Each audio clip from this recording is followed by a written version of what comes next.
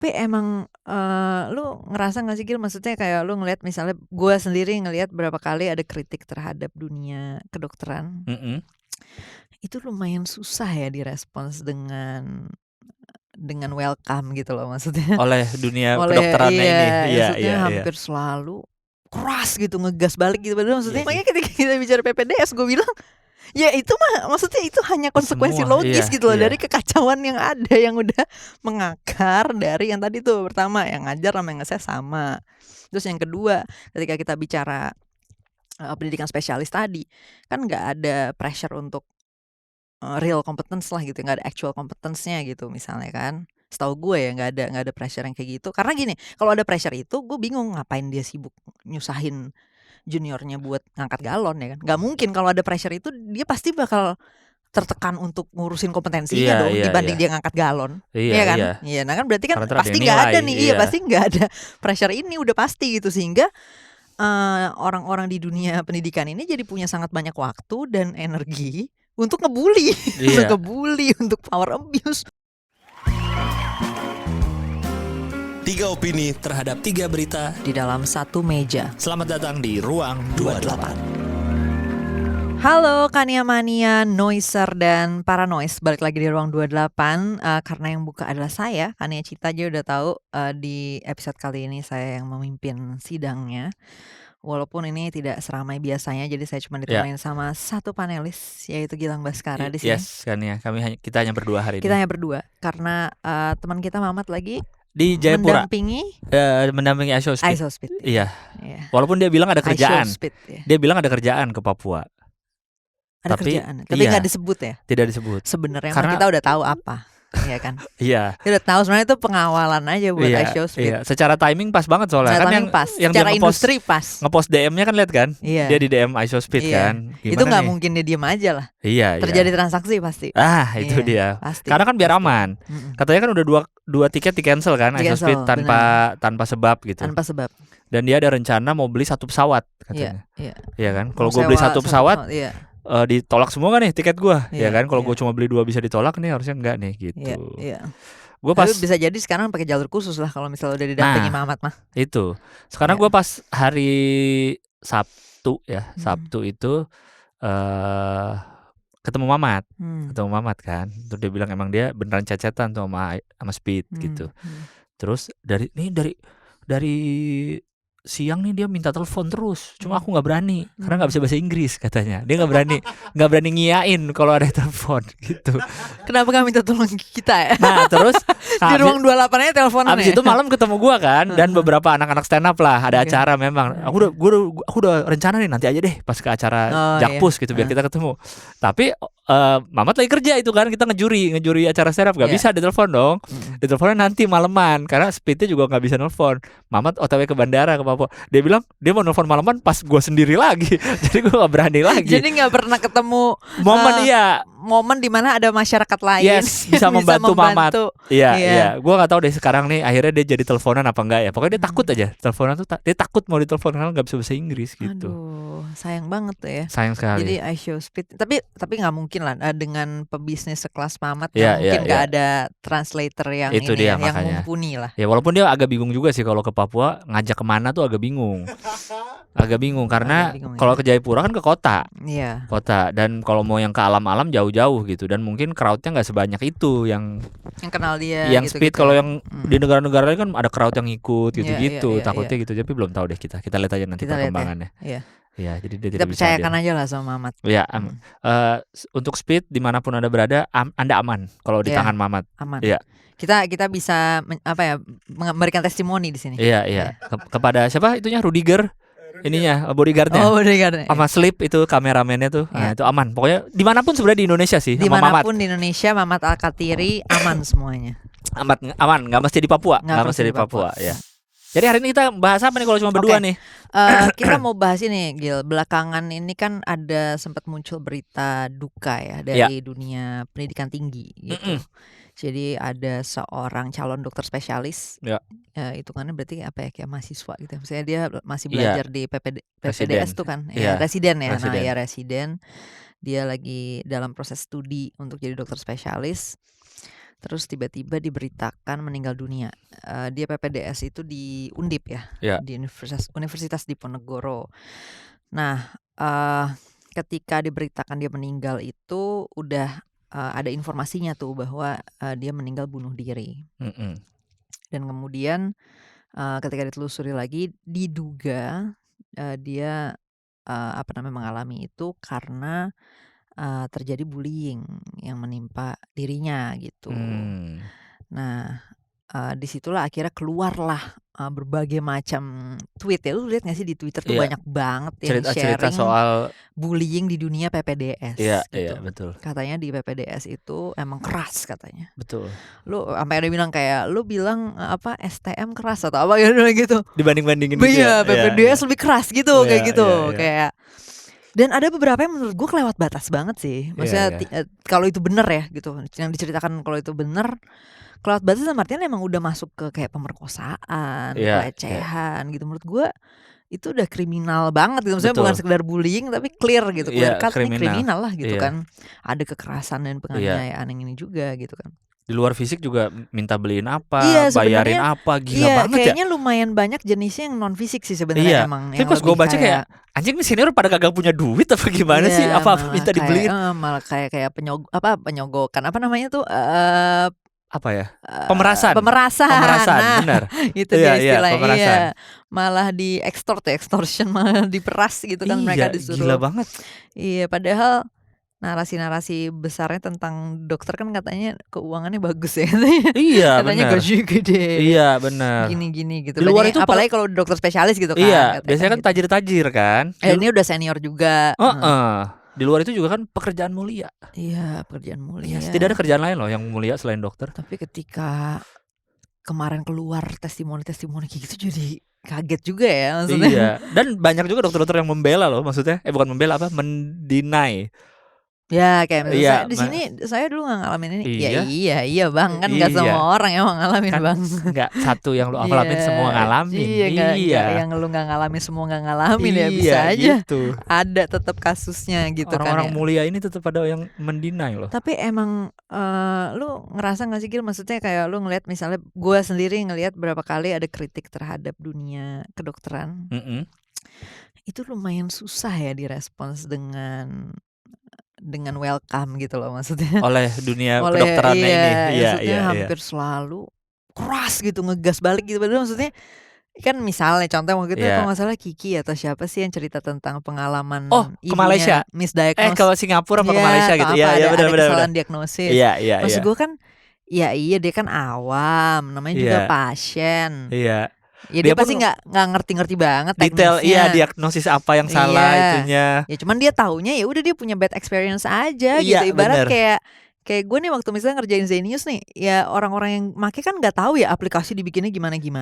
Ketika user bilang kayak gue nggak puas nih pakai produk ini, ya masuk gue jawab kayak lu nggak tahu code-nya itu di line sekian kodenya kayak gini. Emang lu bisa bikin apa sih aplikasi apa ya? Terus juga gini, sebenarnya itu tuh kesalahannya bukan di engineer-nya men, itu kesalahan ya kan gue sebagai user man gue nggak mungkin tahu dong. Bener. Of course gue nggak tahu lah gitu kan kayak gitu ibaratnya. Nah sama kayak yang dia kan gitu waktu itu malah kayak maksudnya digas balik ya. Iya. Ini mah nggak mungkin nih gini karena kan cara kerja maksudnya penyakitnya tuh gini. Ya dia nggak tahu, dia cuma tahu kesimpulannya doang. Dia pokoknya yang udah. Pas dia keluar negeri pokoknya simple banget ternyata ya ininya pengobatannya kalau nggak salah. Penyakitnya tuh cuma ini doang. Nggak mungkin loh cuma ini doang gini. Ya gue nggak tahu nih, pokoknya pengalaman gue kayak gini kan gitu kayak maksud gue.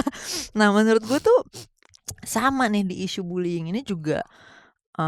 Ya malah maksudnya banyak yang ngegas balik gitu kan. Padahal kayak maksudnya ya udah kenapa sih nggak diterima aja bahwa ada cerita seperti yang ini. Terjadi, kenyataannya memang ada yang mengalami ini, bukan berarti semuanya, cuman ada yang mengalami ini. Dan maksudnya kalau gue juga ngeliatnya kan konteksnya pada saat itu ada yang meninggal juga gitu ya. Maksudnya ada yang lagi berduka juga. Menurut gue ya mesti dikasih ruang lah untuk kayak ya udah kita terima dulu gitu kan, bahwa oke ini mungkin emang ada seperti ini, mesti ditelusurin sampai tuntas kayak gitu nggak sih? Tapi kan yang terjadi malah kayak banyak yang langsung ngedinai kayak tadi lu bilang. Iya benar. Dan pada menyindir-nyindir adalah si dokter-dokter seleb itu kan cukup banyak ya. Betul. Iya kan dokter seleb itu terus banyak yang kok pada diem aja sih kejadian kayak gini gitu, kayak nggak ada yang nggak ada yang secara jelas ngomong. Kalau orang-orang pada nyindir-nyindir gitu ya, mana nih dokter yang biasa rame kok pada diem-diem aja. Soal ini rame iya, gitu, soal ini rame kok ini diem-diem aja sekarang diem-diem iya. aja. Tapi lo punya kecurigaan gak sih bahwa jangan-jangan emang ada, maksudnya ada senioritas yang keras banget aja di dalam dunia kedokteran. Jadi mereka juga mungkin menutupi. Iya, maksudnya mereka juga mengerti kayak gimana ya, nggak berani cari masalah lah gitu dalam tanda kutip ya. Iya sih. Iya kan, maksudnya justru dengan adanya testimoni ini jadi kayak kita jadi kayak semacam ada kecurigaan juga, emang semengerikan itu dunia ininya senioritasnya gitu maksudnya. Bisa jadi kalau ada satu whistleblower atau yang ini mungkin bakal kena efeknya juga di dunia kerjanya gitu. Iya bisa jadi sih. Kayaknya karena kan mereka punya alma mater ya kan, punya apa itu kayaknya yang agak mereka takutkan kali kalau mereka cerita terlalu atau mengiyakan. Gue juga ngalamin gini dulu, kayaknya nggak mungkin sih. Si seleb dok harus anonim. Anjir, nanti gue dikejar lagi itu sama senior dia dulu ya kan, sama dosen-dosen dia dan dulu. Netizen mungkin kan nggak menjadi bodyguard dia 24 jam ya. Jadi benar. Pada saat dia ngalamin pushback, kita nggak ada di situ guys. Jadi gue juga kadang-kadang ada pemikiran itu juga sih, Gil. Maksudnya ketika mereka ngomong atau gimana, ya udah, bisa jadi mereka juga ada tekanan juga gitu. Iya, pasti kan mereka juga harus mempertimbangkan ya kehidupannya, karir apa segala macam sih. Iya. Ini kan masalahnya kira-kira berapa bulan lalu? Apa sebulan lalu ya? Agustus ya? Agustus. Iya, sebulan. Iya, sebulanan lah, sebulanan. Iya, dan sempat dari kampusnya sempat itu juga mungkin kayak deny. Cerita dulu perkembangannya Gil. Pokoknya kan kamu sempat deny, pokoknya terakhir udah ngaku aja kalau terjadi gitu kan. Tapi ininya kronologi ceritanya. Jadi kronologi ceritanya nih soal calon dokter spesialis yang ternyata ditemukan bunuh diri di kamar kosannya. Jadi dokter PPDS Undip, umur 30 tahun, ditemukan meninggalnya hari Senin di Agustus jam 11 malam. Bunuh diri dengan cara nyuntikin obat anestesi ke tubuhnya sendiri. Roculax nama obatnya gitu. Jadi berarti itu dosisnya ini gitu ya? Dilebihin mungkin sama dia. Anestesi kan sebenarnya harusnya nggak sampai bablas ya. Iya kan, sampai pingsan ya kan ya, anestesi ya. Mungkin dia udah tahu dosisnya udah dilebihin kali ya. Dan mungkin dia udah tahu kali cara bunuh diri paling nyaman gitu. Iya kali ya. Kayak cara itu kan mungkin tenang gitu ya, dalam ketenangan gitu ya. Kayak film itu Will Smith yang mau bunuh diri tuh, Pursuit of Happiness, siapa itu ya? Bukan yang dia mau bunuh diri tuh, dia cari googling cara bunuh diri paling itu, sampai menemuin di bathtub naruh ubur-ubur, aneh banget ya. Biar setrum. Itu dia mungkin mencari cara ini pakai anestesi. Terus pertama katanya dia sebelumnya memang udah niat ngundurin diri dari PPDS-nya itu, cuma mungkin nggak jadi karena apa kali ya, dia nggak jadi pengen mundurin diri dari program PPDS ini. Terus ada juga narasi yang bilang kalau dia bunuh diri tuh karena capek, stres, dibully seniornya di program PPDS ini gitu. Terus juga katanya capek, selain udah dibully, kerjanya juga capek. Gila gitu kan, capek, mungkin harus jaga terus segala macam. Itu bisa keluar karena muncul buku harian korban ini, Aulia, yang dan keterangan dari ibunya. Jadi buku hariannya ada, terus nyebar juga di sosmed tuh halaman-halamannya dia nulis-nulis gitu. Dia sempat nggak kuat, istilahnya otaknya udah ambiar, urusan pelajaran berat, urusan sama seniornya berat. Ini kata Kapolsek Gajah Mungkur memberi keterangan gitu. Bukan itu juga, polisi juga nemuin dugaan bahwa Aulia ini kerjanya 18 jam sehari sampai pengen resign. Aulia juga udah sempet cerita sama ibunya, ada juga voice note ke ayahnya gitu.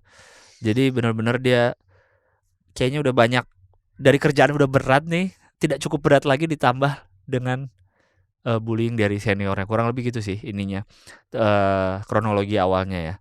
Terus habis itu kasusnya kan berkembang, awalnya FK Undipnya membantah, namun saat ini polisi udah memeriksa 34 saksi dari senior dan juga pegawai. Pengacara juga udah menemukan bukti dari orang tua korban. Nah, ini ada juga nih katanya nih, dari artikel ya yang kami dapatkan, Dokter Aulia itu disebut harus angkat-angkat galon. Kok bisa ini kayak gitu yang diperdebatin di Twitter ya? Iya. Coba cewek bisa nggak angkat galon? Iya. Nggak jelas aja.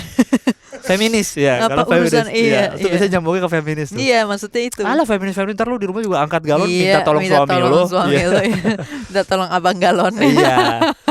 Iya, ini bahkan nih dari kedokteran loh, seniornya udah ternyata lebih parah nih dari feminis, dia bahkan nggak mau angkat galon, juniornya suruh angkat galon. Iya. Juniornya walaupun cewek ya. Iya, udah cewek dokter juga suruh angkat galon katanya. Iya. Dan memesan 80 box makanan saat mengikuti PPDS itu dari keluarganya.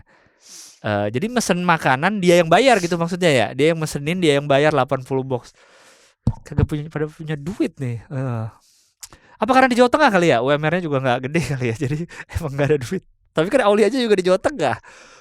Jahat banget orang ya. Dan Ya itu ampun. dilakukan setiap hari katanya. Mengerikan banget ya. Iya, galon kan nggak mungkin sekali.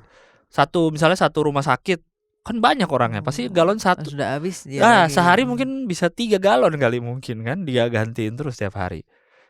Jangan lebih sering angkat galon daripada meriksa pasien. Iya, jangan ya. Tapi karena masih ini kan ceritanya masih training gitu gak sih? Iya. Maksudnya emang. Tapi kenapa trading yang ngangkat galon ya? Ya ampun. Ya, mungkin dibilang gak masuk akal juga ya, sebenarnya. Mungkin berguna kali di ruang operasi kali ya. Kecuali lebih kayak piket gantian, maksudnya kayak lo di rumah gantian cuci piring gitu kan. Iya. Ya emang ya udah dia sekali-sekali dia ngangkat galon juga, yang lain juga ngangkat galon juga untuk kebutuhan bersama. Iya. Tapi kalau dia disuruh ya maksudnya ngurusin galon buat semua orang sendirian gitu. Dan juniornya pasti banyak kan ya? Maksudnya berarti banyak yang untuk disuruh berarti ya. Iya, yang lain kan ngurusin yang lain. Iya, dia udah angkat galon. Mungkin ada yang benerin dispenser, ada ganti mungkin. Gas. Ganti gas. Iya kan ganti gas. Iya. Udah habis gasnya gitu. Tapi gas jarang diangkat. Iya emang gak pakai diangkat. roda biasanya ditaruh kolong kompor. Iya cuma maksudnya ngurusin iya, itu. Iya benar ngurusin itu kali ya. Refill udah habis refill. Terus ada lagi tabungnya. Katanya juga dokter ARL ini, Aulia ini diminta menyetorkan dan mengumpulkan uang untuk membayar orang yang mengerjakan jurnal milik atasannya. Hah? Jadi atasannya senior lah ya. Iya kadang-kadang kan dokter gitu juga perlu ada publikasi kan. Benar. Dan dia kan nggak sempet nulis. Iya nggak sempet, dia kan sibuk nih. menangani pasien. Nah jadi dia bukan nyuruh Aulia ngerjain, nyuruh Aulia bayar orang untuk ngerjain jurnal saya. Iya, gitu. Jadi kayak ayo semua lu patungan. Iya. Gue mesti bayar joki. Iya. Gila ini isu pendidikan semua sekaligus langsung keluar nih di topik ini sebenarnya. Ada joki. Iya bullying. Terus habis itu tadi senioritas atau feodalisme iya, gitu. Bener. Feodalisme senioritas. Iya bahkan ada ke joki loh. Iya. Ada joki loh. Joki juga masuk di sini. Joki lu kayak tahu joki di Twitter juga jadi perdebatan yang gak habis-habis. Habis. Iya loh joki loh, masalah joki loh. Iya. Itu ya kan untuk itu dia kan nggak bisa bayar kuliahnya jadi harus jadi joki. Kasihan. Iya. Iya, akhirnya Undip setelah berjalan kurang lebih sebulan ya Undip akhirnya ngakuin ada perundungan dan pemalakan. Terus prodi anestesi di situ di Undip dibekukan oleh Kementerian Kesehatan untuk sekarang ini kayaknya. Jadi kayaknya kayak stop dulu nih sebelum diteliti lebih lanjut gitu. Tapi spesifik ya prodi anestesi yang ditutup gitu ya. Karena kan ini yang terjadi di situ. Iya maksudnya spesifik prodi itu doang. Iya kayaknya. Berarti maksudnya mungkin ditemukan baru di situ gitu ya. Tapi prodi lain. Ya mau gimana? Udah gitu ada senior lihat gak lo sempet ada satu senior yang entah bikin story entah apa ya. Terus jadi rame. Oh iya. Ada yang gendut cewek. Manja ada gitu ya? Hah? Dia bilang manja. Pokoknya gitu deh dia pokoknya kayak mendinai atau alah gini-gini gitu. Nah, terus langsung dicari LinkedIn-nya, dia dipraktek di rumah sakit mana. Wah. Udah gitu empuk banget gendut orangnya kan ya. Jadi itu kan makin empuk sekali sama netizen kan. Kena juga udah. Iya. Ya. Cewek gendut gitu. Wah, udah kena udah. Cari nih, jangan mau kita ke rumah sakit ini yang ada dia prakteknya. Iya. Ini segala macam kayak gitu-gitu sih. Langsung rame ya. Itu dia itu sih. Ya, tapi kadang-kadang gue ngerti sih, maksudnya mungkin ada yang skeptis juga kayak paling ini lebay gitu misalnya kan, kayak mentalnya aja yang lemah atau apa. Benar. Ya kalaupun ya lu punya pemikiran gitu sebenarnya sih sah-sah aja orang punya pemikiran. Maksud gue kayak namanya pemikiran orang masing-masing ya udahlah gitu. Lu bisa punya pertanyaan itu, lu bisa punya keraguan itu. Cuman menurut gue ya pertama kayak konteksnya gitu. Ini konteks timingnya tuh menurut gue nggak pas ya di saat lagi kejadian kayak gitu. Lu untuk lu ngomong gitu kayak gitu ya kan maksud gue. Ya kalaupun lu mau bertanya-tanya ya lu ikut penyelidikannya sih menurut gue paling pas sih. Kan polisi lagi menyelidikan di situ pasti ada tempat tuh untuk lu bertanya-tanya kayak gitu kan. Kan pengacara pasti bakal nanya-nanya kan misalnya lu datang, lu mau belain yang diduga melakukan lah misalnya, ya lu bisa tanya-tanya tuh ke pengacaranya, emang dia gini nggak. Nah lu tanya di situ dibanding lu nanya di IG story itu menurut gue, iya kalau emang lu bener-bener penasaran gitu ya, ini kasusnya bener nggak sih gitu kan misalnya, ya daripada lu cuma sekedar ngata-ngatain kayak ya orang yang udah nggak ada juga gitu kan, maksudnya udah kena ibaratnya ya menurut dugaannya kan udah kena bullying kayak gitu di IG story lu, mendingan lu ikutan ke investigasinya gitu, maksud gue lu kantor polisi aja ya datang tuh, lu bisa ngomong puas dan membantu investigasi gitu loh. Iya bener ya, itu sih kayak gue juga nggak nyangka. Gue kira pertama bullying ya itulah mungkin kayak tadi disuruh-suruh apa yang parah. Tapi kalau disuruh kan katanya dia juga keluar kayak puluhan juta sebulan gitu. Iya buat bayar apa? Iya buat apapun lah, bayar itu mungkin tadi bayar joki, bayar makanan, bayar. Tapi udah diperes juga, ini mah udah diperes gitu, kayak ini mah bukan bully. Karena kan yang tahu dari dulu kan taunya dibully itu ya misalnya lu kayak dimarah-marahin senior atau diapain gitu. Ini anjing ini mah lu disuruh bayarin udah aneh banget menurut gue sih. Ini udah sangat aneh gitu, kok bisa sampai segitunya gitu. Nih ada mahasiswa, ada berita juga nih, mahasiswa PPDS Undip diminta iuran 40 juta per semester untuk sewa mobil dan bayar kos senior.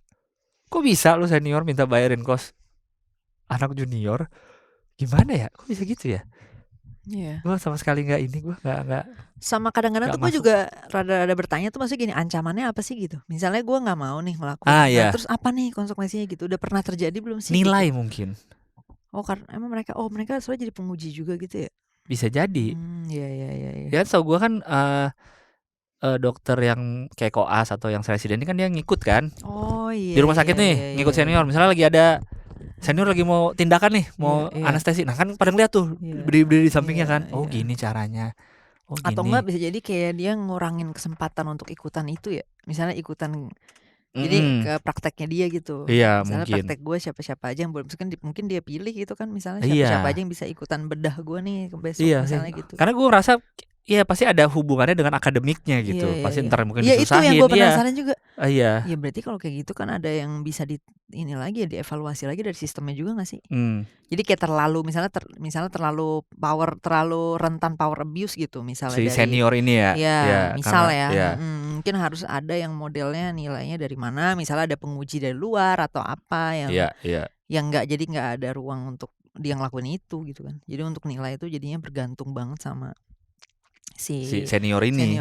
Karena gue juga ngerasa maksudnya misalnya gue dalam konteks gue S1 gitu misalnya kan, gue ngelihat cara penilaian kita di kampus itu kan juga sangat bergantung pada dosen ya. Nah itu kan sebenarnya sangat rentan power abuse ya menurut gue. Jadi kayak dosen yang ngajar, dosen yang diakreditasikan, dosen juga yang menguji gitu. Itu menurut gue selain rentan power abuse ke si mahasiswanya, karena kan ya kita sangat bergantung pada dosennya dong berarti. Jadi sangat person oriented, sangat bergantung, sangat dependent lah gitu, sangat dependent dan sangat terpusat ke si orangnya ini kan, si dosennya ini gitu misalnya. Gue sih ya gue sendiri nggak ngalamin dosen gue gimana ya, cuman maksud gue sistemnya gitu yang gue kritik nih, bahwa sistem ini tuh membuat sangat mungkin terjadi abuse seperti ini gitu dari dosen ke mahasiswa. Jadi maksud gue di S1 secara umum pun ada problem itu menurut gue sih secara sistem ya gitu. Iya juga ya. Dan tadi yang satu lagi adalah yang soal abuse terhadap proses belajarnya nih. Jadi kan sebenarnya kan kampus itu idealnya ya mengeluarkan sertifikat lulus itu ketika lu punya kompetensinya kan. Nah tapi ketika kelulusan lu itu menjadi alat akreditasi dosennya, ya dia nggak mungkin lebih mementingkan lu dong dibanding dia. Jadi maksudnya apa? Ya misal nih dihitung berapa persen mahasiswa yang lulus. Kalau misalnya di bawah 50% akreditasi kampusnya turun. Ya mendingan gue lulusin aja dong semua, mau punya kompetensi mau enggak ya nggak sih? Demi kan bagus, ya gue pasti ngutamain karir gue dong daripada ya bodo amat lu nya nggak ngerti apa-apa, pelangap-pelongo pas di industri mah bukan urusan gue gitu ibaratnya. Ya udah piring kotor udah lanjut aja ke orang berikutnya gitu, gue tinggal buang, gue tinggal lempar deh tuh masalahnya ke HR, ke segala macam yang ngadepin orang-orang inkompeten kan. Jadi bukan masalah gue lagi lah gitu. Nah itu tuh menurut gue kacau banget tuh sistem itu tuh. Kayak dari SMA juga gitu kan. Iya makanya dari sekolah, jadi pendidikan dasar, pendidikan tinggi, semua gitu. Sistem itu tuh gila menurut gue gitu. Jadi siapa yang ngajar, siapa yang assess tuh sama.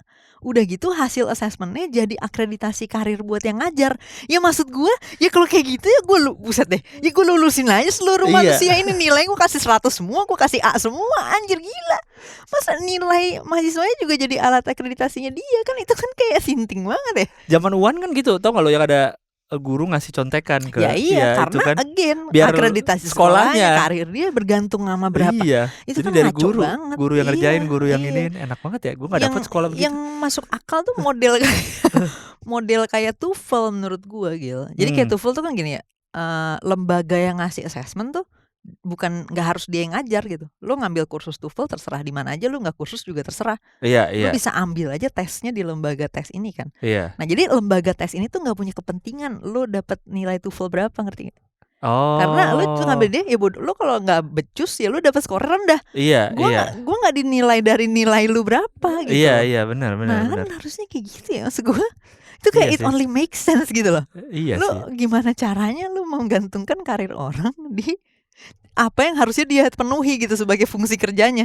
Ya dia gak bakal penuhin lah kalau lu kayak gitu, kocak. Ya iyalah pasti dia ngutamain karirnya lah. Nah sama dengan urusan misalnya tadi senior bisa nilai gitu kan, bisa nilai si juniornya gitu. Ya kenapa gak gue abuse habis-habisan aja? Kenapa gue harus mikirin nih orang jadi kompeten atau enggak? Kan bukan urusan gue dia kompeten atau enggak. Kan terserah gue mau nilai dia berapa kan. Kayak gitu loh. Jadi dia yang nge-training, dia yang nilai. Ya semua powernya di dia. Ibarat gini, negara aja ada eksekutif, legislatif, yudikatif gitu. Itu aja bisa terjadi power abuse gitu kan. Lah ini lagi seluruh lembaga dari yang dia yang nilai, dia yang ngasih assessment, dia yang diakreditasi juga, apa butuh akreditasinya juga. Jadi berdasarkan assessment itu kan kacau anjir, gila. Jadi nggak ada yang ngejagain kompetensi dari hasilnya gitu. Apa yang membuat adanya jaminan bahwa hasil proses ini tuh menghasilkan kompetensi. Sedangkan semua matriksnya tuh nggak ada yang ngarah ke situ gitu. Semua pressure-nya tuh adanya di dirinya sendiri doang ya. Jadi ya gue mendingan ngebully orang lah, kerjaan gue gitu nggak sih? Dia juga kayak, ya gue mau ngapain lagi men dengan semua power ini asik.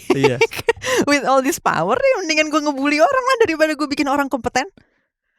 Maksudnya apa untungnya buat gue? Nggak ada insentif buat gue untuk memastikan didikan gue kompeten. Kan simpelnya gitu. Dosen-dosen yang nggak ada sih. Ya apa kepentingannya buat dia? Untuk bikin misalnya nih, kecuali let's say gue hitung nih rate misalnya malpractice, terus misdiagnosis segala macam dari juniornya ini, and then ngaruh ke gaji seniornya. Nah itu baru kan jadinya gue punya kepentingan buat dia kompeten beneran dong. Karena bener. Gaji gue dihitung dari junior didikan gue nih, becus nggak sebagai dokter kan gitu. Lah kalau misalnya ukurannya nilai, ya gue nilai aja A semua, ngapain gue mau ngapain? Ngapain gue berusaha untuk bikin? Iya pinter ya, dia bisa ya. Bingung bener, emang orang HR disuruh. Lucu kan? Disuruh orang HR yang orang ini, HR sama pasien. Nge-tweet. Pasien nge-tweet udah. Nggak ada, itu pun pasien bisa apa? Nggak bisa apa-apa juga gitu. Iya bener, pasien. Kan pasien yang akhirnya punya duit ya udah keluar negeri aja, udah selesai. Ya udah. Kayak nggak punya duit ya udah, misalnya mati ya udah gitu loh, kayak mau apa. Gue juga dari kecil nih, nyokap gue kan miskin tuh ya, miskinnya miskin banget gitu, sampai gue dapat beasiswa orang miskin ya, si bidik misi. Jadi nyokap gue tuh sering banget bilang sebenarnya kita tuh sebagai orang miskin yang paling penting tuh kita paham bahwa kita tidak bisa lari dari inkompetensi gitu. Iya, nggak punya pilihan. Karena kita nggak bisa afford yang lebih baik dari itu. Jadi kayak nyokap gue selalu bilang, makanya kalau sakit ya udahlah, siap aja, kalau udah mati ya udah gitu. Maksudnya kalau kita mati ya udah gitu. Itu sebuah statistical chance yang tinggi gitu menurut nyokap gue. Menurut dugaan nyokap gue gitu. Karena dia tuh ngelihat bahwa sistem pendidikan kita tuh nggak ada pressure untuk menjamin kompetensi gitu. Jadi semua tuh pressure-nya tuh cuman untuk kepentingan si pihak tertentu ini, misalnya tadi kayak seniornya kah, atau dosennya lah, atau gurunya kah. Ya kalau misalnya dapet yang baik, kayak ya udah, gue dengan kebaikan hati gue akan mendorong kompetensi. Ya tapi kan ini kan nggak maksudnya loophole-nya terlalu besar ya gitu. Maksudnya kita jadi cuman bergantung pada orang niat baik atau enggak. Itu kan jadi nggak ada tekanan dari sistem gitu loh, maksudnya untuk membuat sebisa mungkin semua orang yang dalam sistem itu mendorong itu kan. Nah ini kan tekanan sistemnya justru enggak gitu. Tekanan sistemnya justru lu harus ngasih gue on the paper yang bagus gitu kan. Bukan, nggak ada ukuran outputnya gitu, nggak ada ukuran bahwa gue bakal mencetak hasil Yang didikan bisa. yang ini gitu, yang kompeten. Gimana gitu. berarti yang ukurnya harusnya ya? Ya kalau dari Dites dulu abis lulus, setahun dulu tes, kalau ternyata Iya kayak balik gitu. lagi kuliah gitu kali ya. Dan harus ada pertanggungjawaban terhadap outcome sih menurut gue. Misalnya rate malpractice menurut gue bisa kalau di kedokteran ya. Iya, Menurut iya. gue bisa di-track sih harusnya. Misalnya kampus tuh dihitung dari alumninya berapa misdiagnose berapa gitu-gitu. Bahkan Iya, kalau yang jadi harusnya. politisi, gue rate korupsi masukin aja semua jadi akreditasi kampusnya aja. Iya juga ya. Jadi ketahuan malpraktek dari kampus mana dia nih dulu belajar Iya, ini spesialisnya. misdiagnosis. Di Iya. sini. Jadi ada pertanggungjawaban dong maksud gue. Iya. Maksud gue penyelenggara pendidikan juga jangan cuma ngambil duitnya doang gitu maksud gue loh. Iya, Ngambil iya, duit iya. dan maksudnya ya udah, ya gue pokoknya udah ngajar gitu kan, maksud gue ya nggak bisa gitu dong. Ini kan harus ada pertanggungjawaban terhadap kompetensi yang lu bikin menurut gue ya. Walaupun Iya. of course ada faktor-faktor lain nih, misalnya kan ya bener gak nih salah gue, ya oke, tapi diinvestigasi nggak gitu kan. Maksud gue ya kita bisa aja berdebat bener gak nih ini karena kesalahan didiknya atau apa. Ya oke, tapi kan harus ada mekanismenya ini yang diuji dong. Lah ini kan kita nggak ada titik evaluasi sama sekali soal itu gitu. Harusnya gimana sih kalau di tempat lain? Ada Kalau ya? Misalnya di negara lain ada nggak? Nggak ada juga ya Gue kayaknya. nggak tahu. Bisa jadi ini Sama aja flaw di seluruh dunia. Bisa jadi ya. Karena Iya. kalau tebakan gue misalnya kayak di pendidikan dasar, itu belum ada yang terapin sistem kayak yang gue bayangin tadi. Gue dapat ide sistem itu dari Zenius sebenarnya, dari edukator-edukator di Zenius. Jadi mereka tuh idenya sebenarnya pertama-tama memisahkan dulu nih lembaga mengajar sama lembaga menilai gitu. Oh. Itu dulu deh, itu titik kunci paling depan tuh. Jadi itu gerbang paling depan tuh untuk kita menuju sistem pendidikan yang mendorong kompetensi gitu. Iya. Jadi power abuse-nya pertama kita udah kurangin kan di situ kan. Maksudnya jadi kan oke lah lembaga assessment-nya ini masih mungkin misalnya disuap atau apa. Tapi yang nilai ya. Iya, tapi nggak dengan segampang itu gitu. Kayak misalnya kalau gue yang nilai, gue yang ngajar. Ya kalau misalnya gue yang ngajar, gue yang nilai, ya segampang itu dong untuk gue abuse kan. Iya. Ya gue tinggal nilai suka gue lah. Ya kayak tadi yang lu bilang, kita udah tahu, kita sebagai peserta didik mengalami gitu kan, dimana ada, gue nggak bilang semua guru of course ya, tapi ada oknum lah gitu kan, ada oknum yang melakukan hal-hal tadi gitu. Dan kadang-kadang bukan salah mereka juga, maksudnya mereka juga dapat tekanan akreditasi tadi gitu. Iya kan. kan, anak-anak harus bagus nih lulusnya. Nah again itu kan juga jadi ngaco kan. Nah coba kalau misalnya yang diukur untuk akreditasi adalah progres gitu misalnya. Jadi anak-anak sebelum sekolah di level mana kompetensinya, setelah sekolah di level mana kompetensinya, kenaikannya berapa, itu bisa. Tapi kalau misalnya cuma dilihat dari hasil akhirnya, ya gue tinggal bagi-bagi kunci aja lah, itu udah paling benar ya buat karir gue tergantung sama itu gitu kan. Iya sih. Nah terus tadi soal karena gue yang nilai, gue yang ngajar, ya pertama gini, misal gue sebagai pengajar nggak tahu nih skillnya harusnya seberapa, gue bikin penilaiannya juga bisa jadi ngaco dong. Makanya ketika kita bicara PPDS, gue bilang ya itu mah maksudnya itu hanya konsekuensi logis gitu loh dari kekacauan yang ada, yang udah mengakar dari yang tadi tuh, pertama yang ngajar sama yang nge-assess sama.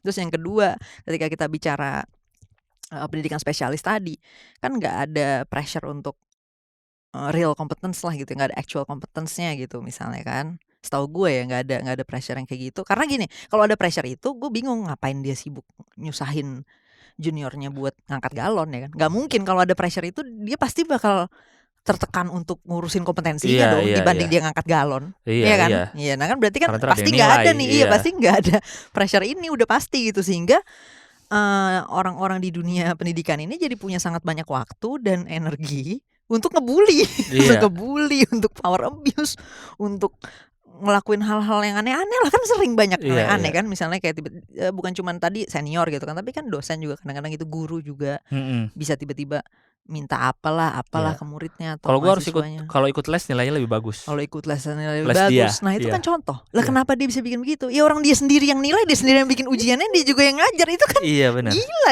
itu namanya gila lah menurut gue, insanity itu sebenarnya. Iya, tapi kita terus berjalan dengan cara seperti itu.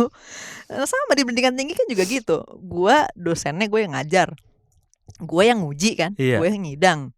Terus akreditasi gue ditentuin sama berapa orang yang lulus. Berapa cepet lulusnya. Ya lu nulis ancur-ancur morat-marit, gue lulusin lah, gila.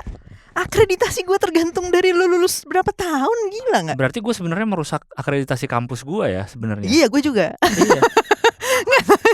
gua. Tapi bukan karena maksudnya dosen lu nyusahin kan? Lu Enggak, sendiri iya nyusahin. guanya. Nah, itu exactly. Iya, guanya. Nah, tapi lu ngerti gak kenapa dosen itu gak nyusahin? Ya karena akreditasi kan. Maksudnya dosen-dosen kita tuh juga sebenarnya pengennya kita ayo cepet-cepet karena dia juga sebenarnya diukur dari situ gitu. Iya, harusnya kenapa gua gak dibujuk dulu ya? Ayo dong lulusin. Gak ada tuh gua yang bujuk. Berarti gak butuh kali dari ini gak ngaruh kali ya. Gak ngaruh akreditasi satu orang ini. Itu dia, makanya maksud gua kan ya of course ada dosen-dosen yang bagus ya pasti gitu. Ada ya, gue juga ketemu banyak lah gitu yang emang bener-bener melakukan bimbingan yang benar gini-gini. Cuma maksud gue dengan sistem seperti ini loophole-nya bukan loophole lagi gitu. Maksud gue loophole kan bisa kecil gitu ya. Ini kelihatan banget. Ini lebih kayak pintunya jebol gitu. Iya, ini bukan kelihatan banget gitu, ya. Makanya hal-hal seperti inilah yang membuat kan ya industri kan sering diprotes juga ya, kenapa nggak memakai standar sertifikasi lagi gitu kan. Jadi industri udah ada gelar bikin tes lagi, bikin ini lagi, bikin ya karena gelar dilatih lagi ya karena, kan? Sorry, cuman gelar lu meragukan gitu kan kalau kayak gini karena lu sendiri kan si industri sendiri kan orang-orang yang datang dari sistem itu, jadi mereka juga tahu maksudnya ini bisa seenaknya aja nih. Apalagi untuk yang ya ilmu-ilmu yang bukan praktek ya kan, itu nggak susah dilihat kan, bisa beneran gak nih orang nih gitu. Iya, dan kadang-kadang kan? Kecuali montir apa kan, montir jelas nih kelihatan oh bisa dia emang gitu. Dan kadang-kadang gitu bahkan pun montir atau tadi lah misalnya profesi kayak dokter atau misalnya pilot atau apa yang sebenarnya apa konkret banget nih gitu skillnya, kan juga untuk ketahuan dia nggak kompetennya itu kan bisa jadi udah gede dulu costnya kan. Misalnya udah jatuh dulu pesawat baru kita tahu dia kan, bisa aja kan kayak gitu. Ngerti gak sih? Bener sih. Kadang-kadang tuh costnya tuh udah gede duluan gitu. Ya although kalau pilot mungkin ada tesnya dulu sih. Tapi misalnya apa gitu ya. Supir truk kan suka tuh, supir truk. Nah, apa yang ternyata pas nabrak kan suka sering dengar berita tuh. Ada tabrakan, pas kita lihat ya masih 13 tahun. Udah nyopir truk ya anjing gitu. Gitu kan. Iya. Nah, ini gila, gue kalau mau ngomongin bullying ya. Kan gini ya, kan kita harus bertanya nih ya, kenapa bisa ada bullying gitu kan? Kenapa bisa ada bullying?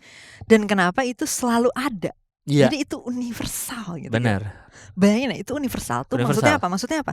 Di negara yang maju pun itu terjadi gitu. Betul, ada. Itu terjadi mau di tempat kerja, di sekolah, di mana pun. Senioritas lah ya itu namanya. Iya, senioritas. Dan sebenarnya lebih tepatnya kalau bullying itu bukan senioritas, nggak harus dari senior. Iya, tapi lebih kayak grup ini. Jadi kayak ada gatekeepers lah istilahnya gitu. Jadi kayak ada grup gitu kan, misalnya ada suatu geng atau suatu tadilah kelompok senior atau apa, tapi biasanya kelompok nih, suatu grup yang mereka bisa memilih untuk target bullying misalnya si individu dari bawahannya dia atau kelompok lain lah gitu. Yang bahkan biasanya dia dia nggak bagian dari kelompok gitu kan.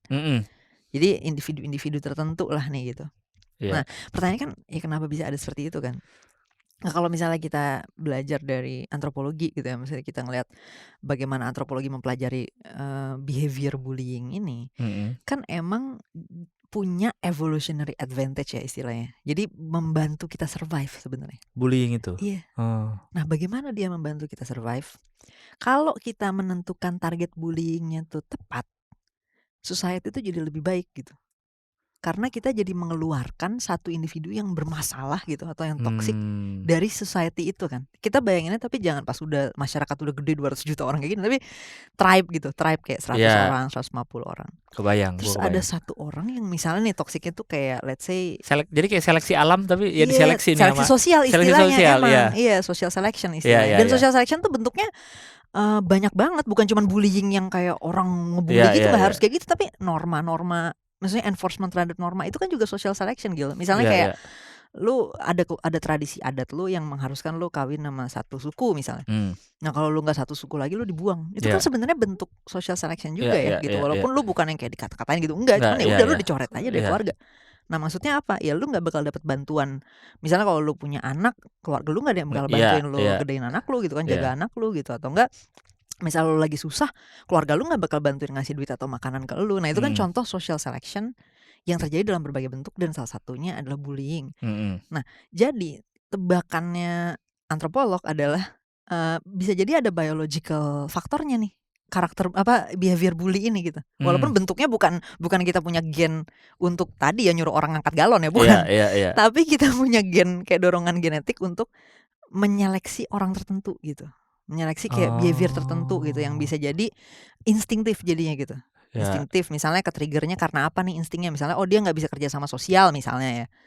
Nah itu akan men-trigger insting itu dari orang-orang sekitarnya gitu, untuk akhirnya ngatain dia atau apa gitu. Makanya biasanya tuh ada archetype-nya gitu yang bullyable gitu ya. Misalnya kalau di cewek tuh biasanya kebagi dua nih, either dia terlalu ya dianggap jelek lah, misalnya dianggap jelek yang mengganggu gitu misalnya, bukan jelek yang lucu gitu. Karena kadang-kadang gitu kan archetype-nya di sekolah-sekolah. Tapi ya. bener sih. Iya kan? Jelek yang mengganggu. Nah ada kan? Tapi bener gak gitu? Itu kan pasti yang kena kan? Bener. Ya gue gak bilang ini dia pantas loh untuk dibully. Kalau dia ya, menurut gue sebenarnya gak terlalu pantas nih. Cuman itu terjadi. Itu patternnya terjadi itu. Bener. Nah atau satu lagi yang lebih ke arah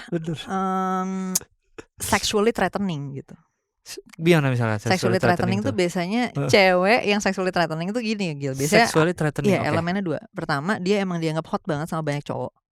Jadi banyak cowok suka sama dia tuh bener-bener levelnya tuh suka yang karena hot gitu. Iya, bukan suka yang kayak sexually attractive. Oke, cantik. Iya, gitu. Bukan yang gitu. cakep, tahu gak? Tahu kan? Ya. Nah, lu sebagai cowok pasti lu tahu lah. Jadi cewek-cewek ini iri gitu. Nah, tapi instinktif. Iya, irinya tuh bukan secara rasional, bukan dia kayak anjing itu threatening gue, bukan gitu. Tapi dia secara insting pengen ngebully jadinya gitu. Oh, I see. Nah itu satu yang dari elemen satunya tuh dari sisi sexual quality-nya tinggi. Nah elemen keduanya adalah sexual openness-nya tinggi. Jadi sexual openness itu apa? Dia sendiri tuh cukup nyaman untuk sexually sama cowok gitu, maksudnya kayak berhubungan sama cowok lah, mungkin physical inilah. Dia pede lah di antara misalnya dia cewek sendiri antara cowok-cowok ini. Padahal dia udah terkenal hot tapi dia pede aja. Iya, santai aja, dia nyaman lah gitu dengan itu makin men-trigger itu tuh. Biasanya dua elemen itu tuh ada either salah satunya atau dua-duanya ya gitu. Dan itu instinktif di cewek untuk nge-exclude cewek yang kayak gini nih gitu. Nah makanya kalau lihat nih biasanya karakter yang dibully gini nih archetype-nya gitu. Tapi bener sih. Benar. Karena kan kita sering dengar cerita tiba-tiba ada cewek yang ada cewek misalnya junior dilabrak sama cewek senior, dituduh menggodain cowoknya yang di senior, padahal kan belum tentu. Padahal dia cuma lewat doang. Tapi emang sexual quality-nya tuh gila banget aja. Iya, itu sering terjadi. Jadi cowok otomatis nengok atau apa? Bukan salah dia dong. Otomatis ngomong ini bukan salah dia, orang gue cuma lewat. Iya, terus habis itu walaupun kancing kebuka 3 ya. Iya. Tapi gue cuma lewat. Tapi tetap aja enggak semua cewek kancing kebuka 3 bikin orang nengok. Bener. Nah, akhirnya itu men-trigger tuh Gil, insting kayak gitu. Nah, nanti muncul nih tiba-tiba nih senior-senior ini. Kayaknya kalau lu tanya persis nih misalnya, lu kenapa ngebully dia? Gak bisa dijelasin secara rasional Gil. Gitu. Nah itu di geng cewek. Di geng cowok juga ada nih nanti trait tertentu yang bisa nge-trigger itu. Biasanya misalnya pertama weakness gitu. Tau gak sih lu yang kayak tipe-tipe cowok yang dianggap nerd, dianggap kutu buku atau apa gitu kan. Nah itu kan mungkin diasosiasikan dengan dia lemah gitu kan secara fisik. Nah karena di dunia cowok tuh seleksi alamnya kebanyakan kebutuhan fisik ya dari zaman dulu gitu, maksudnya dengan mereka harus awalnya hunting gitu kan, terus juga lanjutannya juga tetap jadi protektor lah gitu segala macem, karena kan muscle mass-nya juga beda segala macem. Itu kan efek dari mereka bukan yang reproduction kan, bukan yang hamil gitu kan, akhirnya mereka yang jadi protect gitu kan segala macem. Jadi dunianya cowok tuh seleksi alamnya banyak urusan fisik, walaupun di zaman sekarang misalnya udah enggak lagi, tapi ini kan bukan rasional gitu. Jadi ini lebih ke jadi cowok-cowok tetap punya insting untuk nge-exclude atau ngasih tekanan ke cowok yang weak gitu. Nah akhirnya dibully nih kan pasti yang kayak gini-gini gitu, dihabisin. Beda loh sama berantem ya, bully kan beda sama berantem. Beda. Kalau misalnya lu partai gitu one on one itu udah bisa pak. Nah itu pasti sama-sama kuat tuh bisa jadi gitu. Tapi kan kalau yang dibully nih biasanya yang kayak lemah-lemah gitu kan, atau enggak yang dianggap kayak kecewean lah, effeminate gitu. Nah menurut gue kalau ini sebenarnya nggak pas sebagai target bullying menurut gue. Kalau apa nih yang orang-orang seperti ini di zaman sekarang gitu. Iya maksudnya kalau di zaman dulu gue ngerti sih, misalnya kayak di zaman lu lagi hunting gitu, ya dia bisa nyusahin kelompok dong, karena kan jadi ancaman kalau misalnya lu terlalu lemah ya kan, kita lagi ngelawan beruang misalnya, terus dia nggak bisa ngapa-ngapain nih, tolongin dong gue, udah mendingan dibully di exclude aja dari society anjir, karena nyusahin kelompok lu dong. Tapi kan kalau di zaman sekarang sebenarnya ngapain sih gitu kan, orang dibully karena dia cupu gitu kan, maksud gue itu alasan yang nggak masuk akal sebenarnya. Nah tapi kalau misalnya di konteks gue, misalnya kenapa gue ngerasa pantas dibully, karena emang gue tuh nggak socially kooperatif gitu loh, gue tuh nggak berkontribusi untuk membuat komunitas itu jadi sehat gitu. Misalnya gue nggak peduli norma, ya kan, gue nggak tahu norma, gue nggak tahu orang-orang butuhnya treatmentnya kayak gimana, gue nggak punya empati, jadi gue nggak peduli orang kebutuhannya kayak gimana, perasaannya kayak gimana, gue seenaknya aja ngomong gitu kan, nyinggung orang sana sini. Itu menurut gue karakter kayak gini emang nggak sehat gitu. Jadi maksud gue ya pantas kalau misalnya harus di-exclude atau dibully gitu. Iya. Tapi kalau seperti yang tadi misalnya kayak cowok-cowok yang kayak cupu ya, ya. atau lemah aja misalnya gitu secara fisik, ya kan kita juga nggak ada kebutuhan ya untuk lu harus berantem sama beruang gitu kan misalnya. Jadi nggak, menurut gua nggak terlalu perlu sih untuk yang kayak gini karena itu ya, walaupun mungkin kalau dalam jumlah besar ya memang kita butuh menjaga proporsi, ada cowok-cowok yang tetap strongman gitu kan, karena ya pada akhirnya ancaman selalu ada juga sih gitu. Misalnya kita tetap butuh, makanya kita tetap butuh ada apa namanya security gitu kan, security tentara segala macam misalnya dalam level nasional, dalam level global tetap ada, harus butuh orang-orang yang strong juga. Cuman kalau di secara keseluruhan universal harus selalu mengexclude cowok-cowok yang begini, menurut gue juga mungkin udah nggak perlu ya, sekarang nggak terlalu relevan. Tapi poinnya adalah balik ke penjelasan soal bullying dan survival tadi. Jadi kira-kira kenapa kita bisa punya insting-insting kayak gitu tuh emang itu bisa jadi membantu survival kita gitu over the years. Jadi manusia tuh bisa survive karena punya trait insting untuk bully ini gitu. Untuk Bully mengexclude orang yang untuk memberikan tekanan sosial, seleksi sosial terhadap individu-individu tertentu yang dirasa ini akan membahayakan survival dari kelompok, dari society itu gitu sih gitu. Kalau waktu gue SMA kan ada kayak semacam namanya kan gasper, ada tiap angkatan tuh. Angkatan gue tuh gasper 8 kalau SMA ini 34 ya? 34. Oh iya gue tahu lah gasper. Iya gasper kan. Gue kan lihat juga tulisan-tulisan nama itu di tembok. Itu GAZP. Gue lupa ada panjangannya tuh. GZP nggak sih? GZP kalau disingkat. Iya GZP. Gue lupa tuh ada singkatannya. Ada singkatannya. Nah itu tuh geng apa sih namanya dulu tuh ya? Geng Gerakan Separatis Penerus Resetimpuk. Apaan maksudnya? Restim dulunya kayaknya. Oh Restim. Ada ininya. Resetimpuk. Nah dulu pun kan jadi kayak tradisinya kan kelas 1 tuh diasuh kelas 3. Kelas 3. Jadi kelas 2 nih musuh nih. Maksudnya ini gak ada temennya kelas 2 nih. Ini yang kayak Utas Agit kan. Iya, kalau di 70 itu kan. Kalau kelas 2 ini gak ada temen. Jadi kelas 3 tuh ngedidik lah kelas 1 kayak gitu. Itu pun gue sih gak ikutan ya, karena gue mungkin tidak dianggap life threatening kali, kayak gak usah diajak lah gini. Kayak gitu. Jadi kayak jadi satu angkatan tuh jadi kalau dia tuh bukan ngebully, kalau gimana ya masuknya ya, kan kayak biar lu jadi gasper angkatan 8, kita yang mendidik lah gitu kasarnya. Itu pun ikutnya ada yang dipilih, emang anak kelas 3 nih pada ikut-ikut, ada yang suka rela aja, emang gue pengen ikutan gitu. Pengen ikutan. Itu pun gue juga bisa naming tuh yang kelas 3-nya, yang galak-galak siapa aja, bener gak semua memang. Walaupun pas gue dikasih tahu itu dia gasper juga, tapi enggak yang galak-galak, gue tahu nih 1-2 orang ini nih. Exactly, dan itu konsisten. Maksudnya dimanapun seluruh dunia, mau di negara paling maju pun tetap ada nih orang yang jadi ininya leadernya lah gitu, yang kayak secara natural, kayak natural leader gitu. Jadi nggak harus lu dikasih title apa nih gitu, tapi dari awal ketika lu bersosialisasi tetap akan keluar nih leadernya ini siapa yang jadi kayak bakal bisa jadi pembuli gitu. Iya, benar itu bahasanya Tatar, ditatar. Gue baru inget itu bahasanya. Iya ditatar biasanya, ditatar. Mungkin ini rather controversial take, tapi gue ngeliatnya gini, bullying menurut gue sama aja kayak misalnya kayak violence, kekerasan dan segala macam, dalam artian kita juga memakai itu di konteks-konteks tertentu kan gitu. Iya. Misalnya kayak untuk kalau kekerasan mungkin kayak untuk pembelaan diri gitu kan, kita pasti ngelakuin itu. Atau maling masuk rumah mau gimana? Ya kan kayak gitu. Atau enggak kita juga memberikan hukuman ya kan untuk orang-orang yang misalnya melakukan korupsi, melakukan ini, melakukan itu. Jadi kayak di konteks tertentu, misalnya nih contoh ada koruptor ada orang ketangkep korupsi gitu kan. Sebenarnya kan dia bisa mengalami bullying yang gila-gilaan juga kan dari sosial media gitu. Tapi kan kita juga memperbolehkan itu kan. Maksudnya in a way gak ada orang yang kayak stand up untuk jangan dibully dong. Ya sama kan? Aja bully nih. Iya, sama aja bully, enggak kan? Iya, gak ada. Nah, berarti kan sebenarnya kita anti bullying itu kontekstual sebenarnya. Iya, betul. Maksudnya di kasus tertentu emang ini enggak pas kayak gini bullying sini ngapain? Kayak contohnya yang PPDS itu kan. Itu maksudnya apa gitu kan. Ini kan dia di sini lagi belajar mau jadi dokter spesialis. Iya. Poinnya apa nih dia dibully untuk bayarin makanan, untuk bayarin kosan gitu segala macam, kan itu udah gak masuk akal gitu kan.